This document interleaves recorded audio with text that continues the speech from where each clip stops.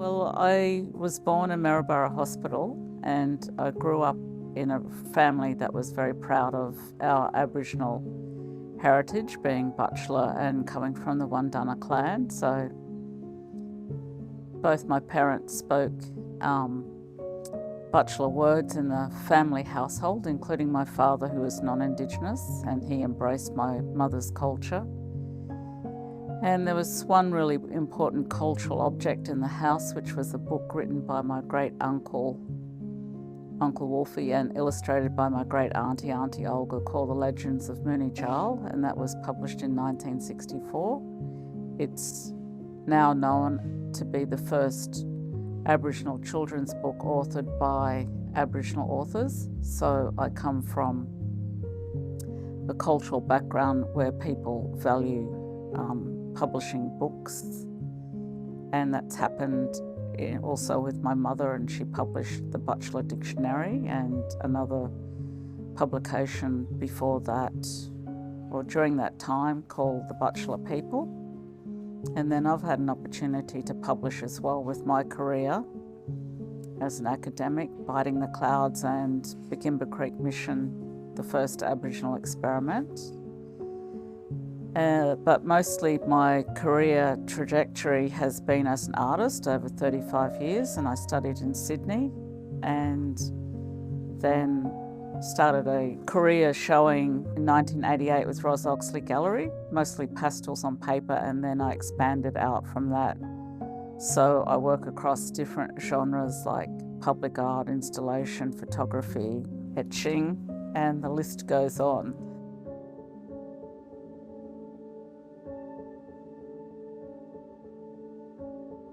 So I had been thinking about the oyster fisherman for 2 years before I filmed, and I knew aspects of it were to be made on the mainland and also on the western side of Gari, near Kingfisher Bay, and I needed some white males to be in the frame as well as myself. So it's really a narrative about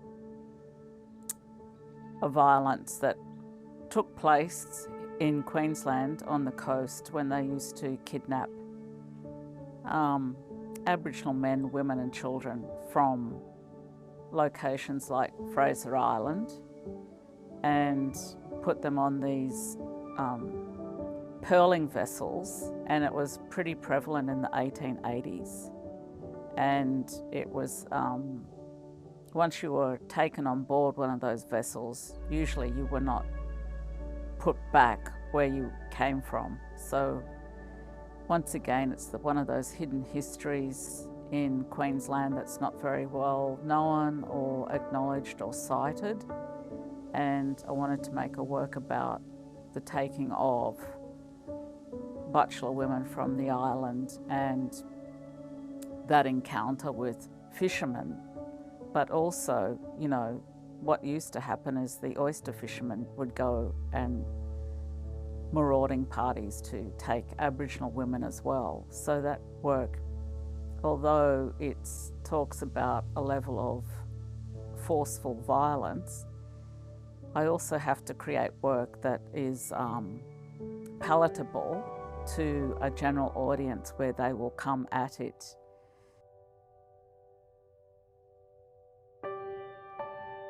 Black velvet is a term, it's a derogatory term used by usually white men about Aboriginal women to,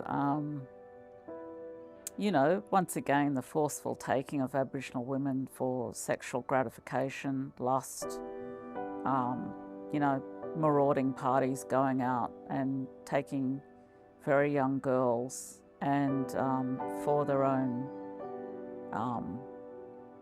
needs, wants and desires, and that sometimes it would be singular men doing this, and sometimes it would be parties of white men doing this historically. And so that's a term that was used for Aboriginal women because there was a whole subculture here about the taking of Aboriginal women as your property to be shared, discarded or defiled.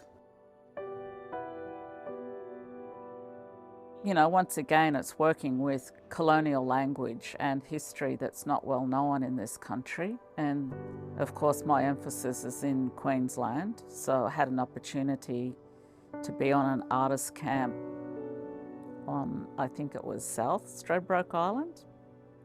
And then I created that work with the assistance of the up and coming artists who were on that particular camp. And they helped lay down, arrange the op shop clothes, and I also asked them to bring some of their own clothes to put in the mix. And we set up one afternoon and it was photographed, and Carl Warner worked on that project and got up high on the ladder and took the image, and it's just looking out to sea. And I think it's one